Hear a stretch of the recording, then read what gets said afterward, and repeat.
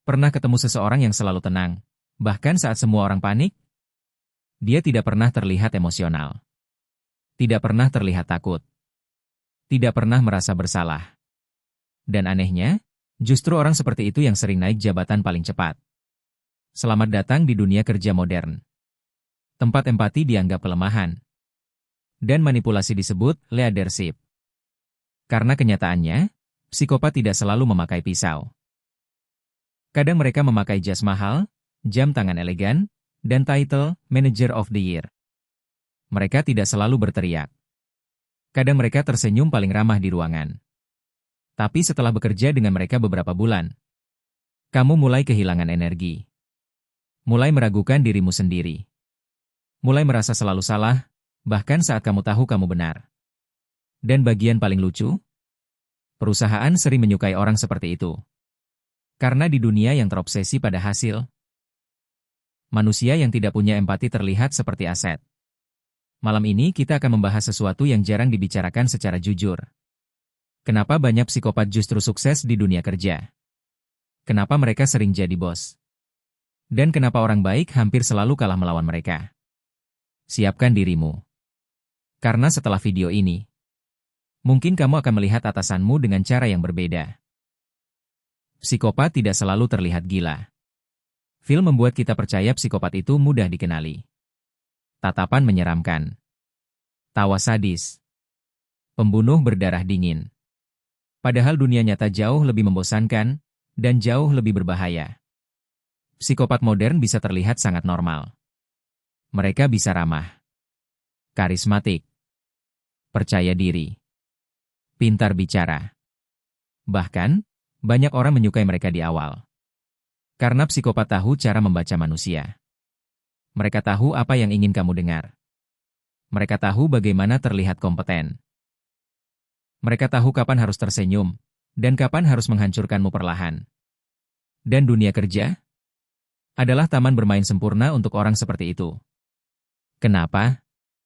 Karena perusahaan sering memberi reward pada agresivitas, dominasi, manipulasi, dan ambisi tanpa batas. Sementara empati terlalu lembek. Lucu ya? Kita membangun sistem kerja yang membuat manusia paling dingin justru terlihat paling profesional.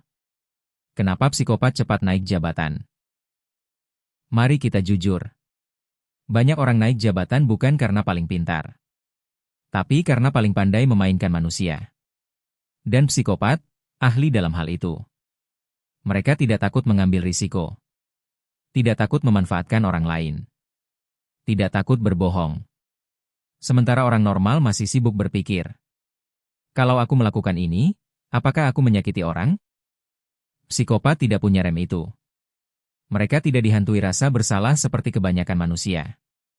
Itulah kenapa mereka terlihat tegas, percaya diri, dominan, dan visioner. Padahal kadang, mereka cuma tidak peduli pada siapapun selain diri sendiri. Tapi di kantor modern, sikap seperti itu sering dianggap kualitas pemimpin. Ironis. Semakin sedikit empati seseorang, kadang semakin besar peluangnya untuk sukses. Mereka tidak marah. Mereka mengendalikan. Bos toksik biasa akan berteriak. Tapi psikopat korporat, mereka jauh lebih halus. Mereka tidak meledak-ledak. Mereka mengontrol. Mereka membuatmu merasa kecil tanpa harus menghina secara langsung. Kalimat favorit mereka biasanya terdengar profesional. Kayaknya kamu belum siap untuk tanggung jawab sebesar ini. Atau mungkin kamu terlalu sensitif. Kamu harus belajar lebih tahan tekanan. Dengar baik-baik. Itu bukan feedback. Itu manipulasi psikologis yang dibungkus bahasa HRD. Mereka ingin kamu meragukan dirimu sendiri. Karena orang yang tidak percaya diri lebih mudah dikendalikan. Dan semakin kamu haus validasi dari mereka, semakin kuat mereka memegang leher mentalmu.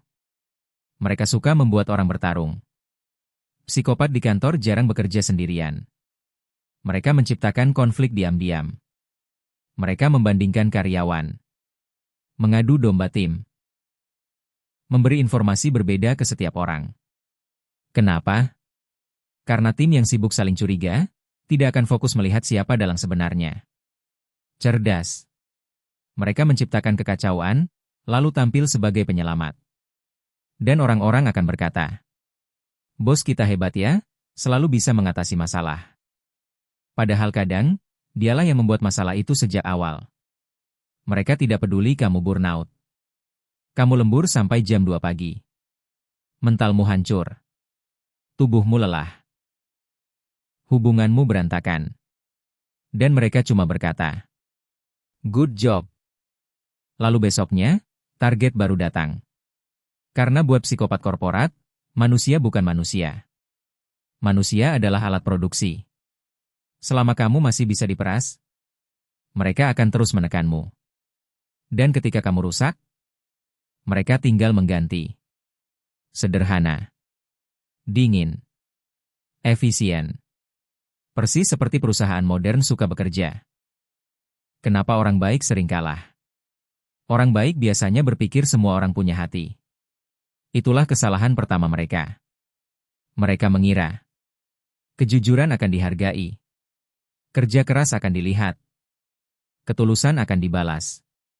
Padahal di beberapa tempat kerja, yang menang bukan yang paling tulus, tapi yang paling strategis. Psikopat memahami satu hal yang tidak dipahami banyak orang baik. Manusia bisa dimanipulasi dengan rasa takut. Takut kehilangan pekerjaan. Takut dianggap gagal. Takut tidak cukup baik. Dan perusahaan modern hidup dari ketakutan itu. Mereka sangat pintar memakai topeng.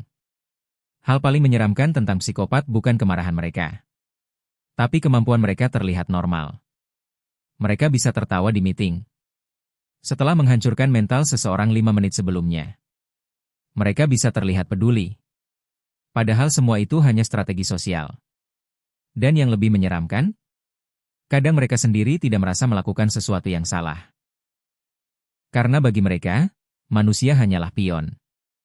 Tidak lebih. Budaya hustle membantu mereka berkembang. Tidur nanti saja. Kerja keras sampai sukses. Pressure Creates Diamonds. Kedengarannya keren. Sampai kamu sadar budaya itu membuat manusia kehilangan kemanusiaannya. Budaya hustle modern sering memuja sifat psikopat. Tidak emosional. Obsesif. Dingin. Kompetitif. Tidak peduli keseimbangan hidup. Dan ketika seseorang burnout, perusahaan tidak bertanya, "Apa yang salah dengan sistem?" Mereka bertanya, "Kenapa kamu tidak cukup kuat?" Sarkas sekali. Sistemnya racun, tapi manusianya yang disalahkan. Tanda kamu dipimpin psikopat korporat. Mungkin kamu sedang mengalaminya sekarang. Coba lihat tanda-tanda ini. Kamu terus merasa tidak cukup baik. Bosmu membuatmu takut, bukan berkembang. Dia hanya baik saat membutuhkan sesuatu. Dia tidak pernah benar-benar meminta maaf. Dia menikmati kontrol. Dia membuat orang saling menjatuhkan. Dia memutarbalikkan fakta saat disalahkan. Dia terlihat sangat charming di depan atasan. Dan bagian paling menyebalkan? Tidak ada yang percaya padamu. Karena psikopat korporat biasanya sangat pandai membangun citra. Korban terlihat emosional. Pelaku terlihat profesional. Kenapa banyak orang bertahan? Jawabannya sederhana. Karena hidup mahal. Banyak orang tahu bos mereka toksik. Tapi tetap bertahan. Karena cicilan. Karena keluarga. Karena takut menganggur.